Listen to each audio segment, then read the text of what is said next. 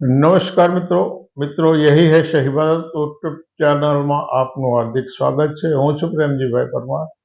મિત્રો આજકાલ મહારાષ્ટ્રના પુનાની એક કોર્ટની અંદર એક ખટલો એક મુકદ્દમો ચાલી રહ્યો છે। અંગ્રેજોના વફાદાર ખાસ માનીતા અને મહાત્મા ગાંધીની હત્યાના આરોપી વીડી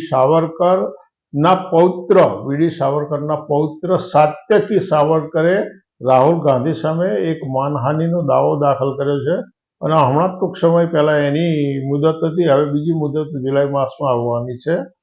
વીડી સાવરકર અંગ્રેજોના માનીતા અને જમણી વિચારધારાના એક અગ્રણી આગેવાન હતા।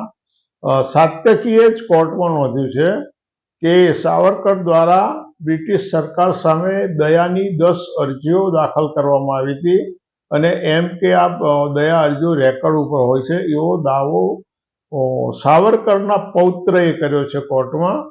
એટલે સાવરકરને લંડનમાં 13મી માર્ચ 1910 એમની ધરપકડ કરવામાં આવી। કેસ ચલાવવા માટે એમને 1 જુલાઈ 1910 ભારતમાં લાવવામાં આવ્યા।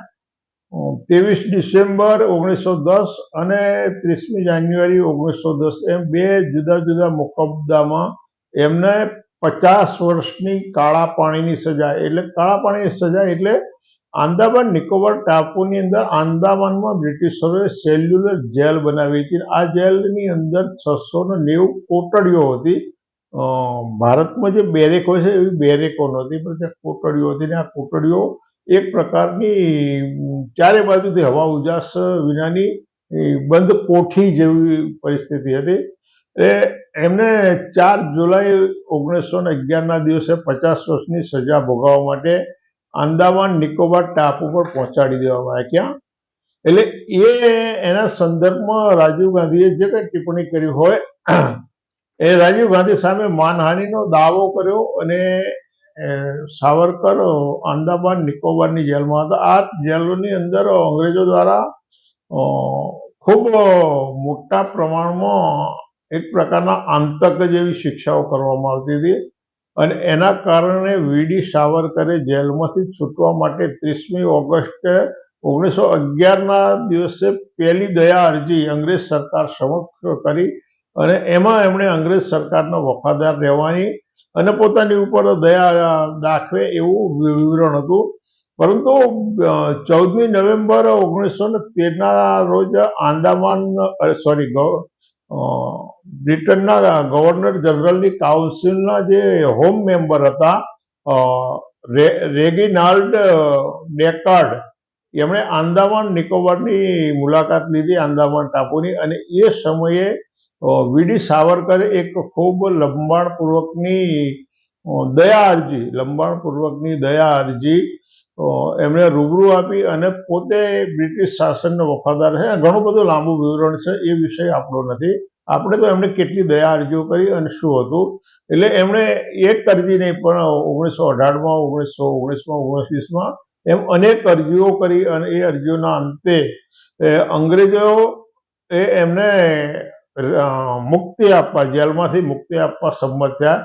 એટલે એ જે કબૂલાતનામું હતું એ 27મી ડિસેમ્બર 1923ના રોજ સાવરકરે એની પર સહી કરી આપી અને એની અંદર બહુ સ્પષ્ટ શરતો હતી કે રત્નાગિરી જિલ્લામાં એમણે રહેવું પડશે, સરકારની મંજૂરી સિવાય ક્યાંય જઈ શકાશે નહીં, રાજકીય ગતિવિધિઓમાં ભાગ નહીં લઈ શકાય અને એમણે જિલ્લા બહાર જવું હોય તો જિલ્લા મેજિસ્ટ્રેટની પરવાનગી લેવી હોય। એમની સાથે બીજા જે ક્રાંતિકારીઓ હતા ઋષિકેશ અને ગોપાલ નામના, એ રાજકીય કેદીઓ હતા અને એમણે છતાંય ક્યારેય કે આવી દયા અરજીઓ માફીનામા નથી લખી આપ્યા, પરંતુ એમણે જેલના કેદીઓ સાથે માનવીય વ્યવહારો કરવામાં આવે એવી એક કરતાં વધારે રજૂઆતો કરી। હવે કેટલાક એજન્ટો એવું કહે છે કે ભાઈ જેલમાંથી મુક્તિ મેળવવા માટે વીડી સાવરકરે જે દયા અરજીઓ કરીને એ એક પ્રકારની ચાલ હતી જેથી સ્વાધીનતાના સંગ્રામમાં એ સક્રિય ભાગ લઈ શકે। આરએસએસના કેટલાક પ્રમુખ લોકોનું કહેવું એમ છે કે શિવાજીના પાક્કા અનુયાયી વીડી સાવરકર, હું વીર શબ્દ પ્રયોગ નથી કરતો અને ભૂલે ચૂકે વીર શબ્દ વીડી સાવરકરનો લગાડી ના શકાય, એ માણસની એવી લાયકાત નહોતી, વીર કહી શકાય એવી. એટલે એમણે એવું કહ્યું છે RSS વાળાને કે શિવાજીના પાક્કા અનુયાયી સાવરકર એ રીતે કામ કરતા હતા અને શહીદ થઈ જવા માંગતા, પણ એમના માટે એક જ માર્ગ દેખાતો હતો, એમનો શહીદ થઈ જવાનો એક જ માર્ગ દેખાતો હતો કે અંગ્રેજોની જેલમાંથી છૂટવા માટે એમણે આ દયા અરજીઓ કરી હતી, અંગ્રેજોની સામે કામ કરવા માટે. આ પણ બહાનાઓ છે. વાસ્તવિકતા હકીકત તો એ હતી કે અંગ્રેજોની જે જેલ હતી ત્યાં આગળ ખૂબ કડક શિક્ષાઓ હતી, ખૂબ કામ કરવું પડતું, અને આપણા ગુજરાત અને ભારતની અંદર પેલી તેલની જે જૂની ઘાણીઓ હતી અને ત્યાં બળદ દ્વારા ઘાણીઓ ચાલતી હતી, એવી તેલની મિલો હોય. એ તેલની મિલો અને નાળિયેરની મિલોની અંદર બળદની જગ્યાએ માણસ જોડા કેદીઓને, અને એને ચોક્કસ ટાર્ગેટ આપવામાં આવે કે તારે દિવસમાં આટલા કિલો તેલ કાઢવાનું જ છે. એટલે એ લોકોને 10 થી 12 2 કલાકની રજા મળે એ સમય દરમિયાન પણ એ પોતાની આરામનો સમય ટૂંકાવી અને વધુમાં વધુ શું કામ કરવું પડતું, એવી એમના ઉપરથી ફરજ પાડવામાં હતી. હવે એમની સાથે સાથે છે ને બીજા અનેક કેદીઓ હતા. 690 જણાની બેરેક હતી, કોટડીઓ.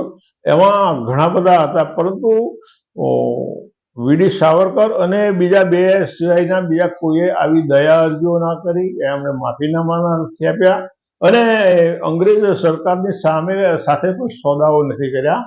અંગ્રેજ સરકાર સાથે કોઈ સોદો નથી કર્યા. તો વીડી સાવરકરે આવા સોદા કર્યા હોય તો એમને વીર કઈ રીતે કહી શકાય? વીડી સાવરકરે જો આવા સોદા કર્યા હોય, કારણ કે એ જ્યારે ત્યાંથી છૂટીને આવ્યા અંગ્રેજો, 1942 જે ક્વિટ ઇન્ડિયા ભારત છોડો આંદોલન હતું, એમણે 1942માં કાનપુરમાં હિન્દુ મહાસભાનું જે 24મું અધિવેશન હતું, એમાં ભાષણ આપતા એમ કહ્યું કે હિન્દુ મહાસભાનું માનવું એવું છે કે સહાનુભૂતિપૂર્વક સહયોગની નીતિથી જ વ્યવહારી રાજનીતિમાં ભાગ લઈ શકાય. એટલે વ્યવહારી રાજનીતિ એ એમ કે એનો મુખ્ય સિદ્ધાંત છે. એટલે મૂળ તમે અંગ્રેજોની સામે ના જઈ શકો. સુભાષચંદ્ર બોઝે ભારતના આઝાદ કરાવવા માટે જાપાન અને બીજા દેશોના સહયોગથી લશ્કર ઊભું કરવાની એક મુહિમ ચલાવી રહ્યા હતા. એ વખતે એમને સૈન્ય બળ એકત્ર કરવું હતું, પરંતુ વીડી સાવરકરે 1941ના ભાગલપુર હિન્દુ મહાસભાનું જે 23મું સંમેલન હતું, અધિવેશન હતું, એના અધ્યક્ષ તરીકે એમણે શું કહ્યું કે જ્યાં સુધી સુરક્ષાનો સવાલ છે, હિન્દુ સમાજે ભારત સરકાર અને અંગ્રેજ સરકારના યુદ્ધ સંબંધી પ્રયાસોમાં સહાનુભૂતિપૂર્વક સહયોગની ભાવનાથી જોડાઈ જવું જોઈએ. સુભાષચંદ્ર બોઝ જ્યારે સૈન્ય એકત્ર કરી રહ્યા હતા બ્રિટિશોની સામે લડવા, ત્યારે એમણે 1941માં ભાગલપુરના હિન્દુ મહાસભાના અધિવેશનમાં પ્રવચન આપ્યું છે કે આપણે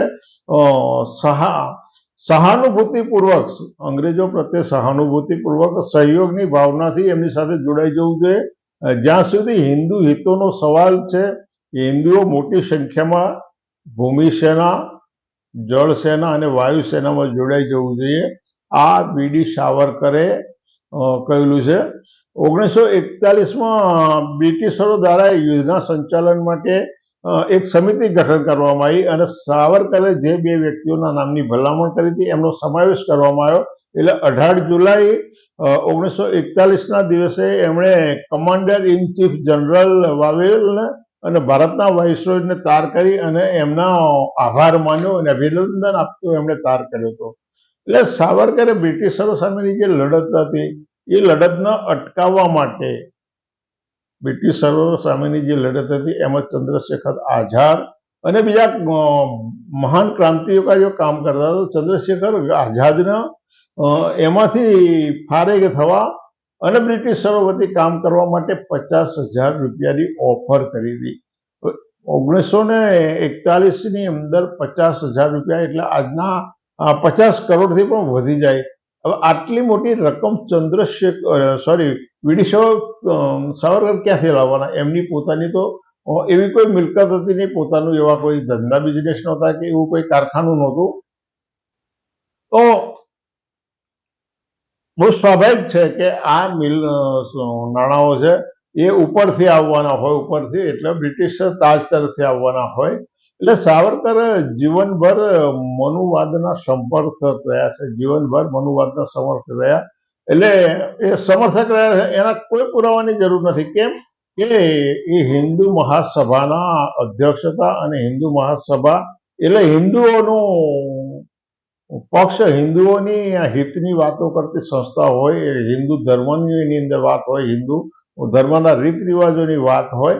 એટલે એ બહુ સ્વાભાવિક છે કે હિન્દુ મહાસભાના પ્રમુખ હોય એટલે સીધે સીધા મનુવાદના સમર્થક હોય. 1940માં મદુરામાં હિન્દુ મહાસભાનું 22મા અધિવેશનમાં એમણે અધ્યક્ષ સ્થાનેથી પ્રવેશન કરતા કહ્યું હતું કે હિન્દુઓ માટે મનુ જ નિયમોના નિર્માતા છે, હિન્દુઓ માટે મનુ જ નિયમોના નિર્માતા છે. 1939માં સાવરકરે કહ્યું કે જૂના મંદિરોમાં અછૂતોના પ્રવેશ માટે જરૂરી કાનૂન લાવવામાં આવશે નહીં અને એનું સમર્થન કરવામાં નહીં આવે. એટલે જૂના જે મંદિરો છે એની અંદર અછૂતોનો પ્રવેશ અપાવવા માટે કોઈ કાનૂન નહીં લાવવા અથવા એવા કાનૂન ઊભા કરવા માટે દબાણ નહીં કરવામાં. 20મી જૂન 1941ના દિવસે એમણે કહ્યું કે હિન્દુ મહાસભા પ્રાચીન મંદિરોમાં અછૂતોના પ્રવેશ માટે એના પ્રવેશ માટે કાનૂન માટે કામ નહીં કરે અને મંદિરોમાં ચાલતી પ્રાચીન નૈતિક પરંપરાઓને બદલવા માટે દબાણ નહીં કરે. એટલે નૈતિક પ્રાચીન પરંપરાઓ એટલે સમજવાનું છે કે જ્યાં અસ્પૃશ્યતાનું પાલન થતું હોય, જ્યાં બીજી દેવદાસી જેવી પ્રથાઓ હોય, અને આવી બધી નૈતિક પરંપરાઓને બદલવા માટે ક્યારેય નહીં કરે. વીર સાવરકરને વિશેષ ખાસ બાબત તો એ છે કે મહાત્મા ગાંધીના હત્યાના એ આરોપી હતા. મહાત્મા ગાંધીના હત્યાના આરોપી હતા, અને જે મુખ્ય આરોપી હતો જેણે ગોળીબાર કર્યો એવો નથુરામ ગોડસે અને વીર સાવરકર અને એ આખી ગેંગ કાયમ વૈચારિક રીતે એ લોકો મળેલા હતા, એકબીજાના સહયોગમાં કામ કરતા હતા. અને એના કારણે વીર સાવરકરે વૈચારિક રીતે તો નથુરામ ગોડસેનું સમર્થન કરતા, પરંતુ ઘટના સ્થળે ગાંધીજીનું હત્યા કરવામાં વીર સાવરકરની ભૂમિકા ન હતી, અને એના કારણે એમને શંકાનો લાભ આપીને છોડાવી મૂકવામાં આવ્યા હતા. અને 27મી ફેબ્રુઆરી 1948ના રોજ સરદાર વલ્લભભાઈ પટેલે જવાહરલાલ નહેરુને જે પત્ર લખ્યો ને એમાં એમણે સ્પષ્ટ લખ્યું હતું કે સાવરકરના માર્ગદર્શન નીચેની હિન્દુ મહાસભાએ એક કટ્ટર વર્ગ, હિન્દુ મહાસભા અને એક કટ્ટર વર્ગ દ્વારા આ ષડયંત્ર કરવામાં આવ્યું હતું, અને આ કાવતરામાં 10 લોકો સામેલ હતા. આવું સરદાર વલ્લભભાઈ પટેલે સ્પષ્ટ લખ્યું છે. સરદાર વલ્લભભાઈ પટેલે હિન્દુ મહાસભાના એ વખતના પ્રમુખ શ્યામા પ્રસાદ મુખર્જીના 18મી જુલાઈ 1948ના રોજ લખેલા પત્રમાં હિન્દુ મહાસભા અને RSS ગાંધીની હત્યા માટે જવાબદાર હોવાનું એમણે લખ્યું છે. એટલે આ પ્રકારનો જે માણસ હોય એ માણસનું તૈલચિત્ર, વીર સાવરકરનું તૈલચિત્ર ભારતની સંસદમાં મૂકવામાં આવે, અને આ માણસનો વીર શબ્દ કઈ રીતે આપી શકાય. બીજી વાત આથી પણ ગંભીર બાબત એ છે કે એ જેલમાંથી છૂટ્યા પછી એમણે અંગ્રેજોની વિરુદ્ધમાં કોઈ પણ ગતિવિધિ નથી કરી. અંગ્રેજોના સમર્થનની અંદર એમણે જ્યારે અંગ્રેજોને જરૂર પડી છે બીજા વિશ્વયુદ્ધ વખતે ત્યારે સૈનિકોની ભરતી માટે એમણે એક પ્રકારનું અભિયાન ચલાવ્યું હતું, અને એના બદલામાં એમને એ સમયે દર મહિને 60 રૂપિયા પેન્શન આપવામાં આવતું હતું. એટલે એ વખતના 60 રૂપિયા એટલે આજના 1 લાખ રૂપિયા કરતાં વધી જાય છે. તો વીર સાવરકરની એવી કઈ ઉપલબ્ધિ હતી કે એમને પેન્શન આપવામાં આવી? સરકારના કર્મચારી તો હતા નહીં, કે સરકારના ઉપર એમણે એવી કોઈ દયા નથી કરી, પરંતુ એ સરકાર વતી ભારતના લોકો જે આઝાદીની લડત લડી રહ્યા હતા એની વિરુદ્ધમાં કામ કરી હતા. અને આ દરેક બાબતો ઓન ધ રેકોર્ડ પડેલી છે. આ દરેક બાબતો ઓન ધ રેકોર્ડ પડેલી છે. એટલે આવા માણસ જે દિનેશદોશી હોય એને વીર નામની ઉપાધિ આપવી એ પણ એક લાંછન જેવી વાત.